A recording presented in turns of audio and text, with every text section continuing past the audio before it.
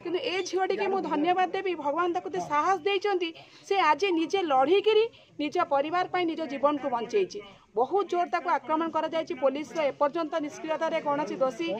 से धरा पड़नी तेणु सरकार कौन पाई हाथ में चूड़ी पिंधिकी बसिछंती जे ए कथा आम सारा माँ मैंने जो झीटी की पदा को पठाऊँ से केमिति सुरक्षित घर को फेर आम चिंताधक हो गलानी। आज एक जो महिला माने ओडिशा रे जो असुरक्षित कॉलेज गोइंग झील माने जो असुरक्षित तार एकमात्र कारण है थाना मानकरे बीजेपी रो कर्मी माने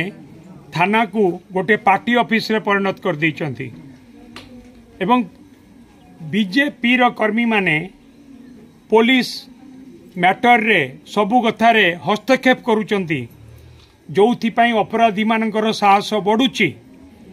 ये होची मुख्य कारण। आमे चाहूचु आसामी को तुरंत गिरफ्त करा जाओ जदि गिरफ्त न करा जिवो ताले आमे जोरदार आंदोलन को आगु को नबू जोरदार आमे 24 घंटा समय दौचु जदि 24 घंटा भितर 24 घंटा ऑलरेडी गलानी बारी आउ 24 घंटा भितर जदि पदक्षेप नहीं कि आसामी को गिरफ्त न करिवे ताले मु निजे एसपी ऑफिस आगे धारणा देवी